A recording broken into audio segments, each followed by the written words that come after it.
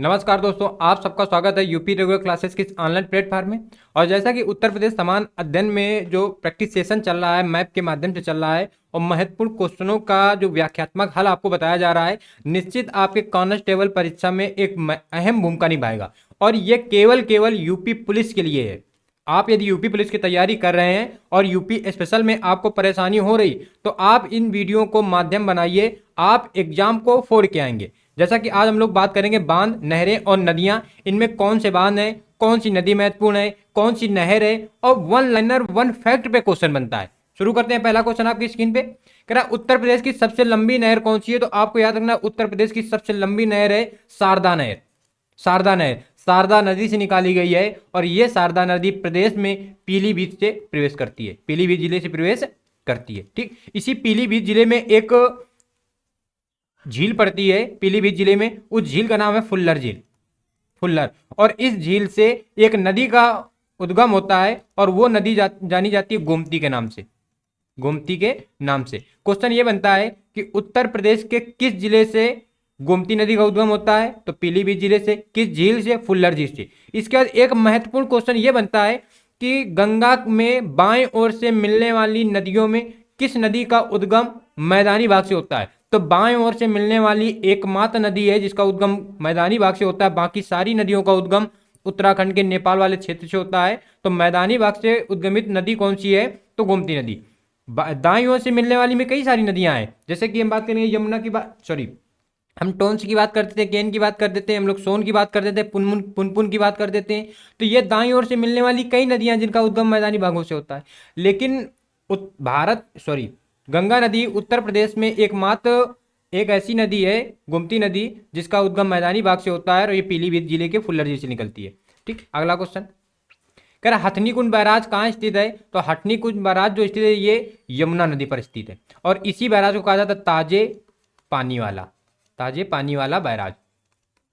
कहाँ स्थित है? यमुना नदी पर स्थित है। अगला क्वेश्चन, ठीक, निम्न में किस नदी को राष्ट्रीय जलमार्ग संख्या 1, राष्ट्रीय जलमार्ग संख्या 1 जो गुजरती है वो गंगा नदी से गुजरती है।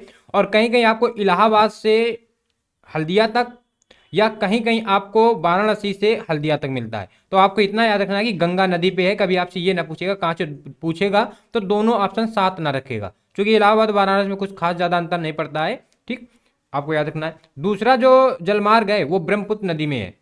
भारत का दूसरा जलमार्ग ब्रह्मपुत्र नदी में है, ढोला सादिया से ढुबरी तक, ढोला सादिया से ढुबरी तक। ठीक, अगला क्वेश्चन, केंद्र द्वारा किस नदी को राष्ट्रीय नदी घोषित किया गया है। तो गंगा नदी को।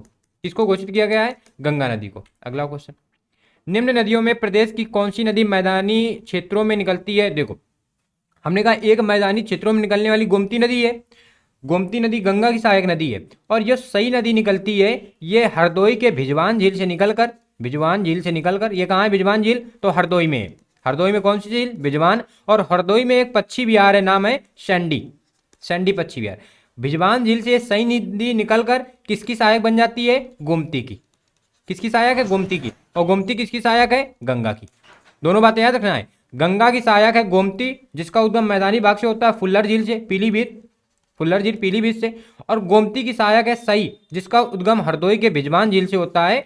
और हरदोई में एक पक्षी विहार भी याद रखना है आपको, सैंडी पक्षी विहार। अगर यहीं पे बात कर दें, हरदोई में एक मेला होता है, मेले का नाम है बेरिया घाट का मेला, बेरिया घाट का मेला, बेरिया घाट का मेला। दूसरा, प्रदेश का एकमात्र जिला हरदोई जो सर्वाधिक जिलों से सीमा साझा करता है। कितने जिलों से? 8। ऐसे आपको भी रिकॉल करने। प्रैक्टिस का मतलब केवल आंसर पे टिक कर देना नहीं है, उसका एक्सप्लेनेशन भी समझना है। ठीक, अगला क्वेश्चन, प्रदेश के मैदानी भागों में नदियों द्वारा विकसित किया जाने वाला अफवाह तंत्र। हाँ, उत्तर प्रदेश के मैदानी भागों में जो अफवाह तंत्र बनाया जाता है वो समांतर अफवाह तंत्र है, ऐसे ऐसे करके बनाए, ये ऐसे करके, ये ज्यादा कुछ नहीं।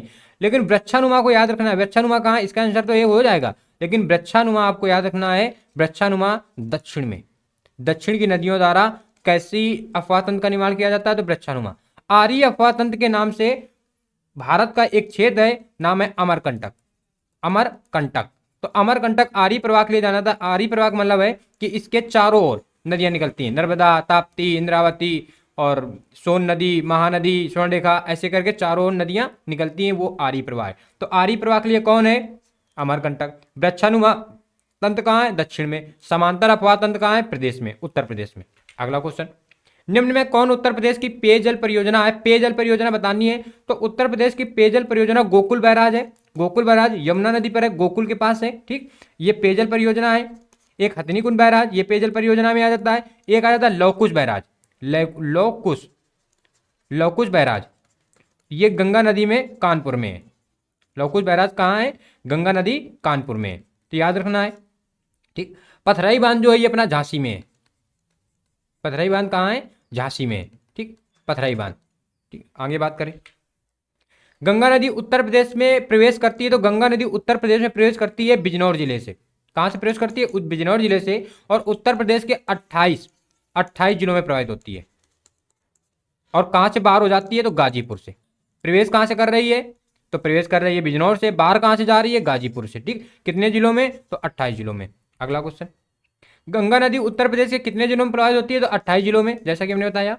अगला क्वेश्चन, प्रदेश की सबसे पुरानी नहर कौन सी है? तो प्रदेश की सबसे पुरानी नहर है पूर्वी यमुना नहर।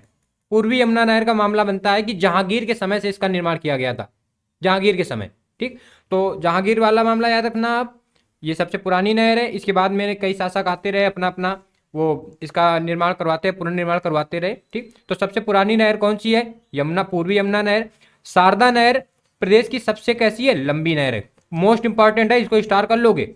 शारदा नहर प्रदेश की सबसे लंबी नहर है। ठीक, ऊपरी गंगा नहर उत्तराखंड के गंगा वाले क्षेत्र से निकाली जाती है, और आगरा नहर यमुना नदी से आगरा के पास निकाली जाती है। अगला क्वेश्चन, उत्तर प्रदेश में सिंचाई का सबसे बड़ा स्रोत क्या है? तो उत्तर प्रदेश में सिंचाई का सबसे बड़ा स्रोत है नलकूप। नलकूप, जिनको हम लोग टेपबुल कहते हैं, नलकूप।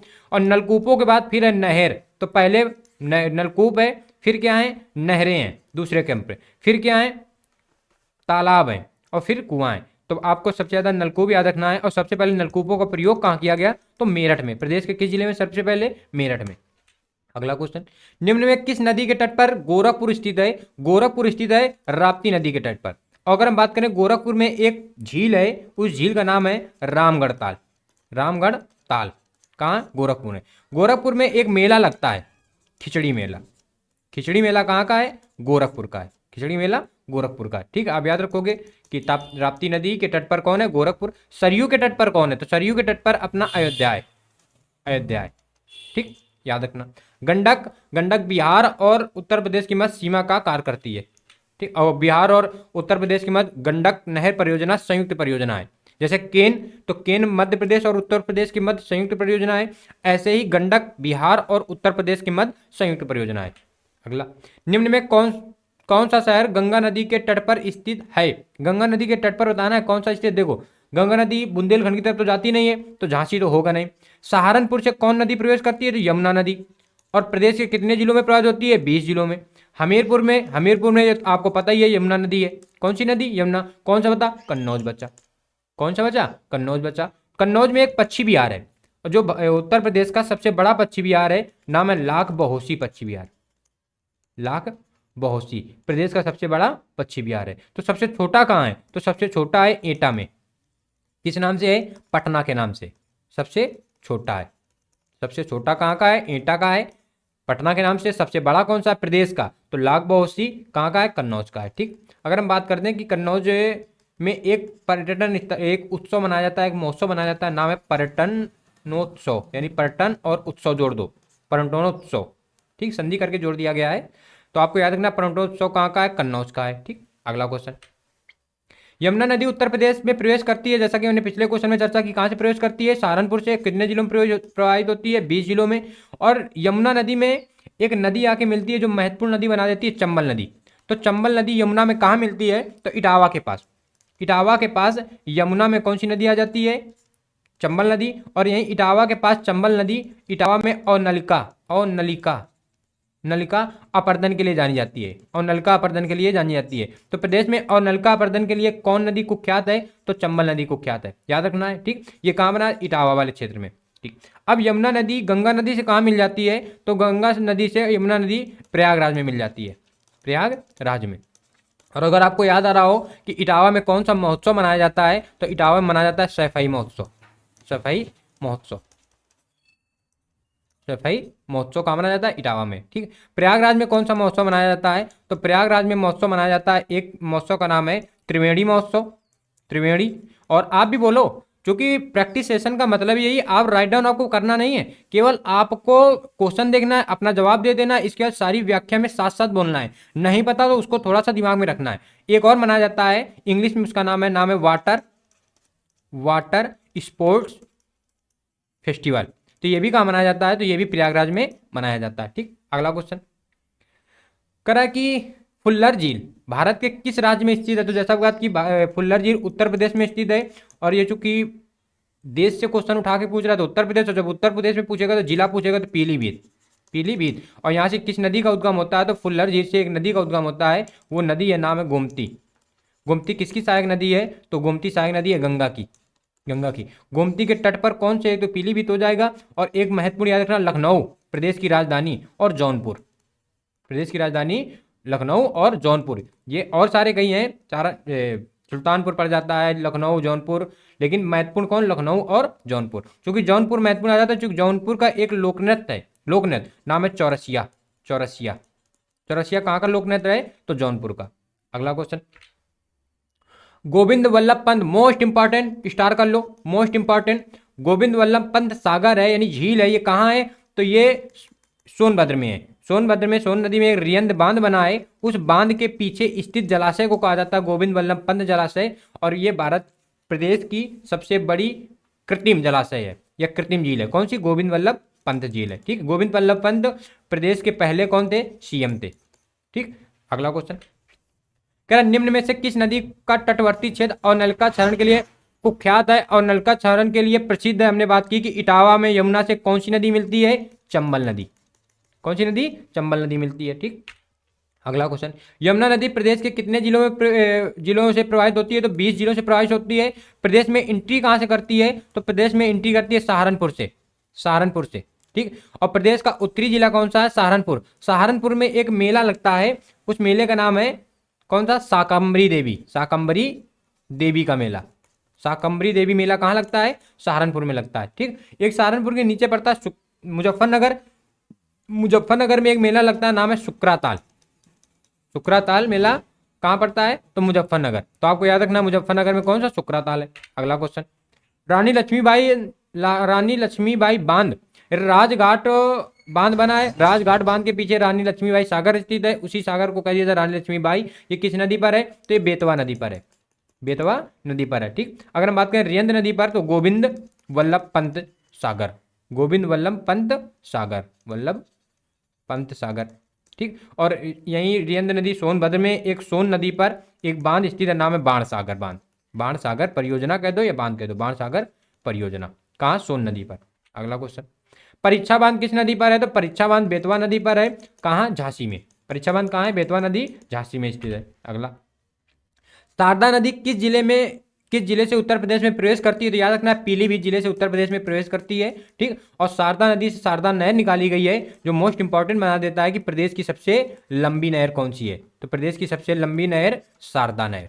शारदा नहर है। अगला क्वेश्चन, कह रामनगरी अयोध्या, अयोध्या किस नदी के तट पर है? तो अयोध्या स्थित है सरयू नदी के तट पर। किस नदी के तट पर है? सरयू नदी के तट पर। राप्ती नदी के तट पर कौन है? तो गोरखपुर। गोरखपुर। इन भी नदियों के तट पे कोई ना कोई जिले स्थित हैं, लेकिन वो इतने महत्वपूर्ण नहीं है जितने ये महत्वपूर्ण है। अगला क्वेश्चन, बाण सागर, जैसे हमने कहा बाण सागर परियोजना किस नदी पर है? तो सोनभद्र में सोन नदी पर है। किस नदी पर है? सोन नदी पर है। ठीक। सी नंबर सही हो जाएगा। लवकुश बैराज, जैसा हमने बात की हटनीकुंड बैराज, गोकुल बैराज और एक लवकुश बैराज, ये 3 पेयजल पदार्थ बैराज है, पानी के लिए बैराज माने जाते हैं। ठीक है। बैराज का मतलब है वहां से पानी पीने के लिए आएगा, और नहर का मतलब है कि वहां से पानी सिंचाई के लिए आएगा। दोनों बातें याद रखनी है। बैराज से पानी पीने के लिए आता है और नहरों से पानी सिंचाई के लिए आता है। तो गंगा नदी, लवकुश बैराज कहाँ है? तो गंगा नदी पर है। कहाँ? कानपुर। कहाँ स्थित है? कानपुर में। ठीक। उत्तर प्रदेश में सर्वाधिक नहरें प्रदेश के किस भाग में पाई जाती हैं? तो पश्चिमी भाग में। पश्चिमी भाग में सर्वाधिक नहरें पाई जाती हैं। पश्चिमी भाग वाला ये जो हरियाणा से टच करता है, ये अपना शामली वाला, और नीचे आ जाओ सहारनपुर, शामली, बागपत, और नीचे आ जाओ तो गाजियाबाद, ये वाला पश्चिमी क्षेत्र, मथुरा, आगरा, इटावा वाला ये क्षेत्र पश्चिमी क्षेत्र कहलाता है। अगला क्वेश्चन, ठीक। उत्तर प्रदेश में सर्वप्रथम नलकूपों का प्रयोग कहाँ किया गया? तो मेरठ में किया गया, जैसा कि हमने बात की। कहाँ किया गया? मेरठ में किया गया। अगला क्वेश्चन, किस बैराज को नया ताजे वाला बैराज कहा जाता है? तो हथनी कुंड बैराज को नया ताजे वाला बैराज कहा जाता है। गोकुल बैराज कहाँ है? तो यमुना नदी पे रहे, गोकुल पे, ठीक, यमुना नदी पर है। लौकुश बैराज कहाँ है? तो गंगा नदी पे रहे, कहाँ है? तो कानपुर में, कानपुर में, ठीक। अगला क्वेश्चन, अर्जुन बांध, अर्जुन बांध नहर, नहर से उत्तर प्रदेश का लाभान्वित जिला कौन सा है? तो अर्जुन बांध आपको याद रखना कि है कहाँ? महोबा में, बांध महोबा में है। इससे एक नहर निकाली गई, अर्जुन बांध नहर के नाम से निकाली गई। इससे जो लाभान्वित जिला है वो है हमीरपुर। और अर्जुन बांध जो है महोबा का एक चरखारी क्षेत्र कोई पड़ता है, चरखारी शहर कोई पड़ता है महोबा जिले का, तो चरखारी में अर्जुन बांध स्थित है, ठीक। और लेकिन इससे लाभान्वित कौन सा है? तो हमीरपुर भी लाभान्वित होता है। अगला क्वेश्चन, उत्तर प्रदेश में पहला तैरता सौर ऊर्जा, most important, most important, start कर लेना इसको। पहला तैरता सौर ऊर्जा संयंत्र 2019 में बना था। कहाँ बना था? तो रियंद बांध में, रियंद बांध में, सोन नदी रियंद बांध, सोनभद्र। निचली गंगा नहर का उद्गम स्थल गंगा पर कहाँ है? तो निचली गंगा का उद्गम वहीं पे है जहाँ पे प्रदेश का एकमात्र परमाणु संयंत्र केंद्र स्थित है। एकमात्र परमाणु संयंत्र केंद्र कहाँ है? तो बुलंदशहर। और बुलंदशहर में कौन सा क्षेत्र है? तो नरौरा क्षेत्र। तो नरौरा कहाँ है? बुलंदशहर। बुलंदशहर में एक मेला लगता है बल सुंदरी देवी का, बल सुंदरी, इसी को कहता है अनूप शहर, अनूप शहर। तो बल सुंदरी देवी का मेला कहाँ लगता है? बुलंदशहर में लगता है। और ये बुलंदशहर एनसीआर में आता है, एनसीआर में शामिल 8 जिलों में एक बुलंदशहर का भी नाम आता है। अगला क्वेश्चन, सुमेलित करना है, महत्वपूर्ण है, आपका एग्जाम कांस्टेबल का, यूपी पुलिस का, इन्हीं क्वेश्चनों से डिक्टो क्वेश्चन यूपी स्पेशल में रखेगा। जैसा बिठूर, सब आपको पता है, बिठूर गंगा नदी के किनारे है, बिल्कुल। गोरखपुर राप्ती नदी के तट पर है। जौनपुर सई नदी नहीं है, जौनपुर गोमती नदी के तट पर है। गोमती, सई नदी हरदोई से निकलती है भिजवान झील से, और गोमती पीलीभीत के फुल्लर झील से। कौशाम्बी यमुना नदी के तट पर है। तो कौन सा गलत कौन सा है? तो सी नंबर, आंसर क्या हो जाएगा? सी नंबर। अगला क्वेश्चन कह रहा है कि उत्तर प्रदेश का निम्न में कौन सा क्षेत्र सर्वाधिक बाढ़ प्रभावित क्षेत्र है? तो सर्वाधिक बाढ़ प्रदेश के किस क्षेत्र में आती है? तो आपको याद रखना है पूर्वी क्षेत्र में।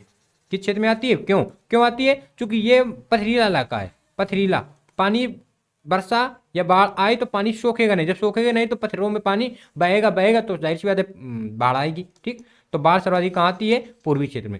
अपने जो 32-33 क्वेश्चन नदियों से, नहरों से और बांधों से मिलते हैं, आप विश्वास मानिएगा कि क्वेश्चन आपके कांस्टेबल भर्ती परीक्षा में इन्हीं से आएंगे।